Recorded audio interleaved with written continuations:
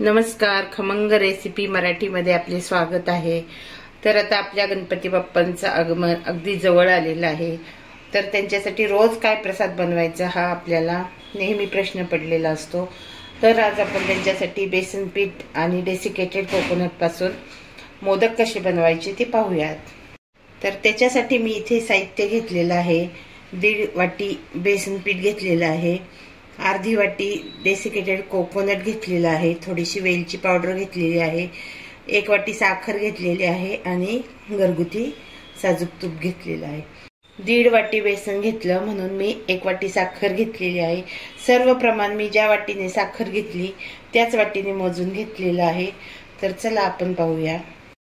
तर आता आपण गॅसवर कढई तापत ठेवलेली आहे आणि जे डेसिकेटेड कोकोनट घेतलेलं आहे ते आता आपण छान असं भाजून घेणार आहोत।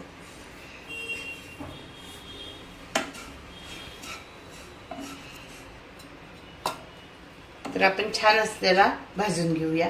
जास्तही डार्क करायचं नाही, पण थोडंसं गरम करून घ्यायचं आहे आपल्याला।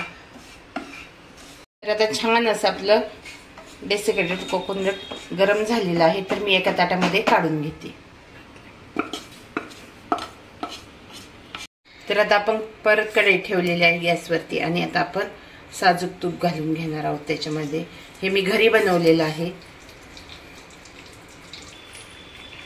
तर आता आपलं तूपही छान असं वितळायला लागलेलं आहे। तूप असं छान वितळलं की आपण त्याच्यामध्ये बेसन घालून घेणार आहोत। आता आपलं तूप छान असं वितळलेलं आहे। आता आपण जे बेसन घेतले आहे ते बेसन छान असं भाजून घेणार आहोत। तर बेसन असं छान भाजून घ्यायचं। आता आपल्या ज्या गाठी झालेल्या आहेत बेसनामध्ये ते आपण छान अशा मोडून घेणार आहोत। तर छान असं आपल्याला भाजून घ्यायचं आहे, गाठी छान मोडून घ्यायच्या आहेत। तर याच्यासाठी मी अजून 3 चमचे तूप घालून घेतलेलं आहे। आपल्या सगळ्या बेसनामधल्या गाठी मोडून घेतलेल्या आहेत आणि हे बेसन आपल्याला बारीक गॅसवर भाजून घ्यायचं आहे। गॅसची फ्लेम एकदम सिम पाहिजे आणि हे 15 ते कमीत कमी 20 मिनिटं आपल्याला हे छान असं भाजून घ्यायचं आहे। तर आता बघा हे कढईपासून तूपही सोडायला लागलेलं आहे आता, तरी पण आपण अजून त्याला थोडंसं भाजून घेणार आहोत। आपलं 15 मिनिटांमध्ये छान असं बेसन भाजून झालेलं आहे, तुम्ही पाहू शकता। म्हणजे कढईपासून ते अगदी वेगळं व्हायला लागलेलं आहे। तर आता आपण जे डेसिकेटेड कोकोनट घेतलेलं आहे ते आता आपण त्याच्यामध्ये घालून घेऊया। ते आपण छान असं मिक्स करून घेऊया, कारण आता आपण ते काय केलं होतं अगोदरच व्यवस्थित असं गरम करून घेतलं होतं। आता याचं फक्त आपल्याला काय करायचं आहे, एकजीव करून घ्यायचं आहे आपल्याला। तर आता हे ताटामध्ये मी सर्व मिश्रण ताटामध्ये काढून घेते। आता आपण परत गॅसवर कढई ठेवून घेतलेली आहे। आता जी आपण साखर घेतलेली आहे ती आता आपण साखर घालून घेऊया याच्यामध्ये कढईमध्ये। तर आता आपली साखर आता पाणी आपण घालणार आहोत त्याच्यामध्ये।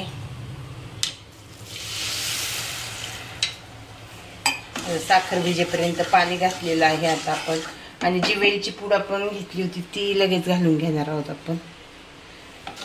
आणि व्यवस्थित असा आपण साखरेचा पाक करून घेऊया। आता साखर वितळेपर्यंत छान अशी वितळून घेऊया। आता आपण लाडू तर नेहमीच खातो, अगदी लाडूपेक्षा याची टेस्ट खूप छान लागते।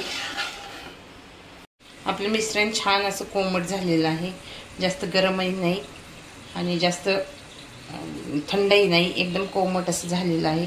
आणि आपलं पाकही एकतरी असं तयार झालेला आहे, तुम्ही पाहू शकता। आपलं एकतरी पाक छान असं झालेलं आहे, तुम्ही पाहू शकता। एक तार येते आपल्या बोटावर। तर आपला एकतरी पाक झालेला आहे। तर मी गॅस बंद करते आता आणि जे मिश्रण बनवलेलं आहे आता आपण ते मिश्रण घालून घेऊया त्याच्यामध्ये। आता हे मिश्रण आपण छान असं मिक्स करून घेऊया। त्याच्यात पूर्ण अशा गाठी मोडल्या पाहिजेत। छान अशा गाठी मोडल्यानंतर आपण गॅसची फ्लेम चालू करूया। तर आता आपल्या सगळ्या गाठी मोडून झालेल्या आहेत। आता आपण 2 ते 3 मिनिटांसाठी गॅसची फ्लेम ही चालू करते आणि कढईपासून मिश्रण सुटायला लागलं की आपण गॅसची फ्लेम बंद करूया। आता आपण 2 ते 3 मिनिटांसाठी परत जोपर्यंत कढई आपलं छान असं तूप सोडत नाही तोपर्यंत आपण मिश्रण छान असं परतवून घेऊ, एकजीव करू परत. मग मी तुम्हाला परत दाखवते. तर आता आपला कढईपासून तेल सोडलेलं आहे आपल्या मिश्रणाने. तर आता मी गॅसची फ्लेम बंद करते आणि एका ताटामध्ये काढून घेते. तर आता आपण ताटामध्ये काढून घेतले. आता हे मिश्रण आपण कोमट करण्यासाठी ठेवूया. कोमट झालं की नंतर मी तुम्हाला परत दाखवते. आता आपलं मिश्रण छान असं कोमट झालेलं आहे. आता आपण ते मिक्स करून घेऊया परत.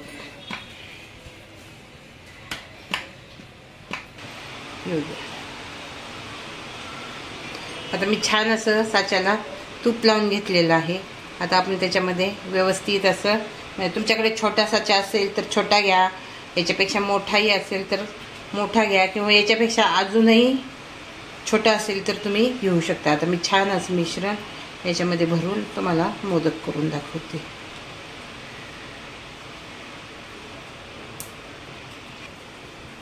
तर आपले छान असं मिश्रण साच्यामध्ये भरून झालेलं आहे. तर तुम्ही पाहू शकता किती छान असा आपला मोदक तयार झालेला आहे.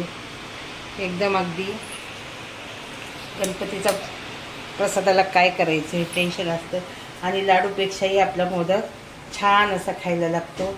तर आता अशा प्रकारे मी सर्व मोदक करून घेते आणि नंतर तुम्हाला दाखवते. तर तुम्ही पाहू शकता आपले मोदक किती छान असे झाले आहेत. अगदी पेढ्यांसारखे मोदक झाले आहेत. तर तुम्ही जर जास्त कोरडं झालं तुमच्याकडून पीठ तर त्याच्यामध्ये तूप टाकून तुम्ही परत मळून घेऊन मोदक करू शकता, किंवा तुमच्याकडून जास्त असं पातळ झालं तर तुम्ही त्याच्यामध्ये परत थोडंसं डेसिकेटेड कोकोनट भाजून घालू शकता, म्हणजे बिघडले तर मी सांगितलं तुमचं. आणि मिश्रण कोमट असतानाच तुम्ही मोदक करा, मिश्रण जास्त थंड होऊ देऊ नका. तर आता आपले हे मोदक अशा प्रकारे छान झाले आहेत. पेढ्यांपेक्षाही मऊ असे मोदक झाले आहेत. खायला तर हे मोदक खूप असे अप्रतिम लागतात.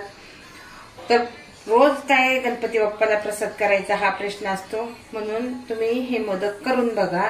आणि आपल्या चॅनलला तुम्ही जर अजून सबस्क्राईब केलं नसेल तर नक्कीच सबस्क्राईब करा.